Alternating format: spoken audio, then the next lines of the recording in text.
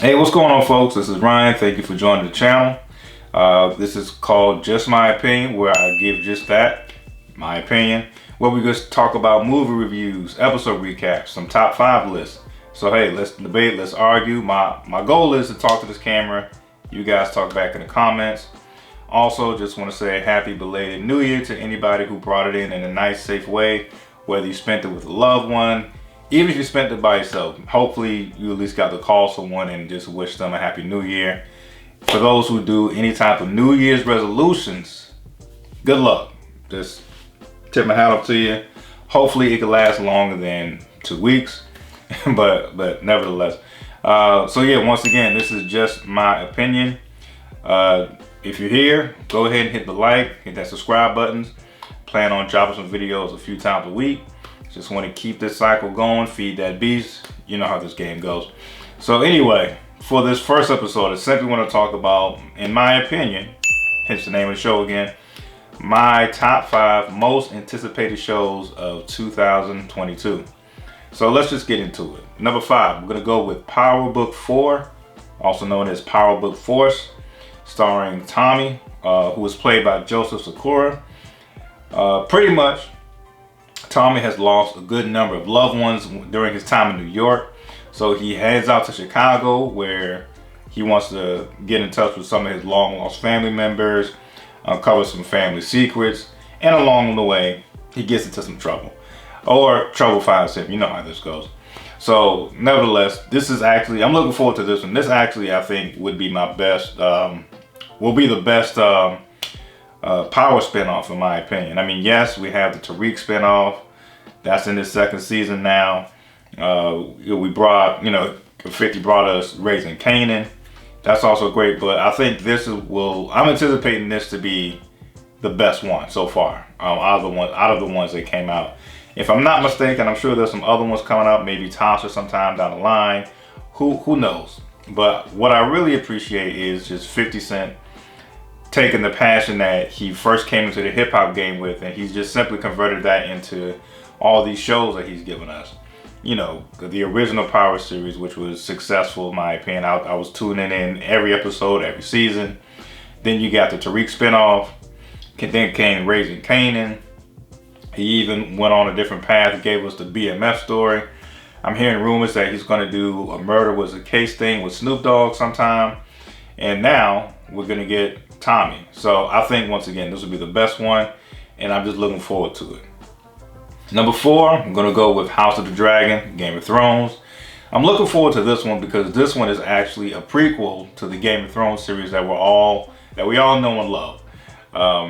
This one focuses on the House of Targaryen, and it's a civil war amongst the Targaryen people, and it's called the Dance of the Dragon.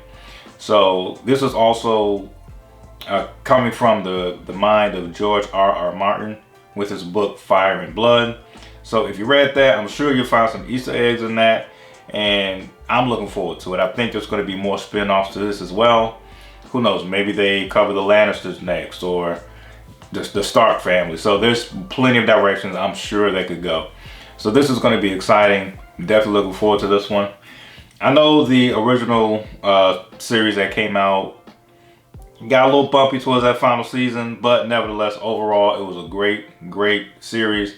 So I'm sure the spinoff is going to give us some more great surprises. Hopefully not like that final season, but overall, I think it'll redeem itself with this spinoff.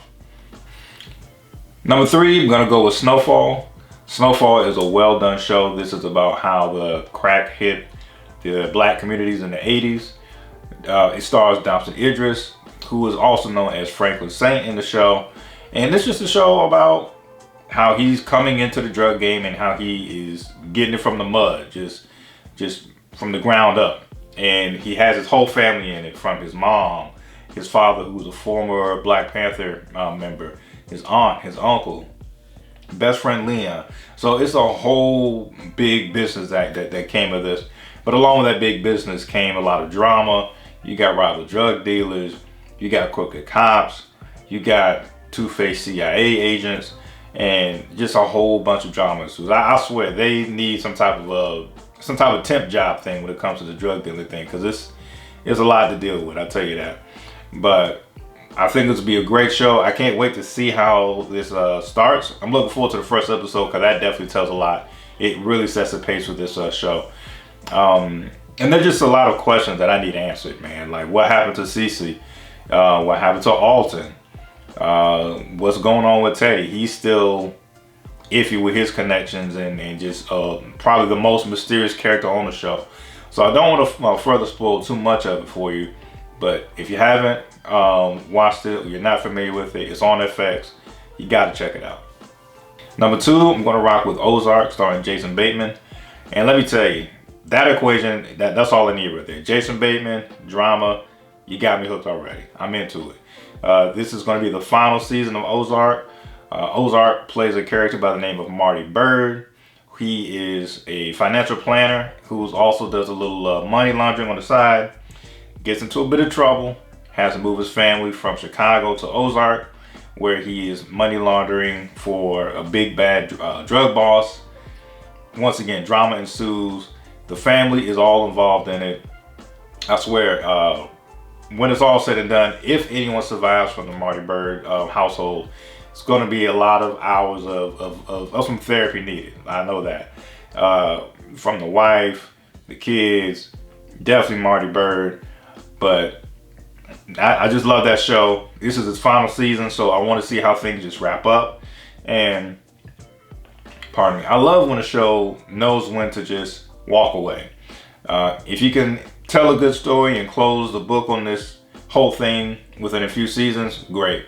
There's no need to draw it out from like to 8, 9, 10 seasons if it's not necessary. Sometimes you're introducing new characters and things just get, you lose interest, you lose a spark. Once again, just in my opinion. So I'm looking forward to this season. I think it will be great. I just want to see how it ends. And if you've seen the previous season, things definitely look fine. I'll just leave it at that. The way it ended, it's definitely looking like something is coming to a head. Number 1 on my list, I'm going to rock with Atlanta, with your boy Donald Glover, aka Childish Gambino, Lakeith Stanfield, Brian Tyree Henry, Zazie Beetz. This show only has 2 seasons, and it left us on a 4-year hiatus, but I'm still putting it at number 1. That's just my opinion. But for good reason. I'm sure they would have came out early if it wasn't for the whole pandemic that hit us. But in that big break, these guys have been busy. You have Lakeith Stanfield all over the place in these movies, from Judas and the Black Messiah, Harder They Fall. He was in just a bunch of stuff. Childish Gambino, same thing. Put out a couple more projects in terms of albums. He was in the Star Wars franchise. He's in the works for a remake of Mr. and Mrs. Smith. You got Zazie Beetz, who was in The Joker, also in The Harder They Fall. Brian Tyree Henry is in the Marvel franchise with the Eternals movie. So these guys have been booked and busy, but I'm glad they're coming together to give us another season. And when you look at the preview, I have no idea what it's about. But it looks deep, looks dark. I'm into some deep, dark stuff, some weird stuff, all about that. And for those who just don't know what the general idea of Atlanta is it's about Donald Glover, who is he has a 9-to-5 like most of us do, but he wants to become the manager of his cousin, who is an up-and-coming rapper out of Atlanta.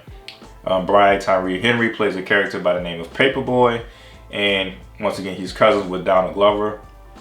So they link up, Donald being his manager, and it just covers the ups and downs that comes with the whole rap game and trying to, get it from the mud or just, come up. It's talking about stuff from like getting your money at the end of the night from janky club promoters, talking about, worrying about getting robbed if you're somebody as big as Paperboy, or trying to be as big as Paperboy. So it reminded me almost like a hip hop version of Curb Your Enthusiasm. Just a lot of, some dry humor here and there. But as the season goes along, or as some of the episodes goes on, it also gets dark at some points.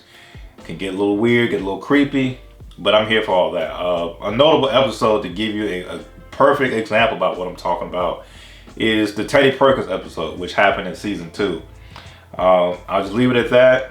You can go watch it yourself. You don't have to know about some of the previous episodes to get caught up. So if you want a perfect example of some weird, creepy stuff, check out the Teddy Perkins episode. So that's my 5. Just to recap, we got Power, the Power Force, with Tommy at number 5. We got House of the Dragon, Game of Thrones at number 4, Snowfall at number 3, Ozark at number 2, and good old Atlanta at number 1. So once again, if you stayed this long, go ahead and give us a like, subscribe. I'm going to be dropping videos a few times a week, and stay tuned for more to come. Peace.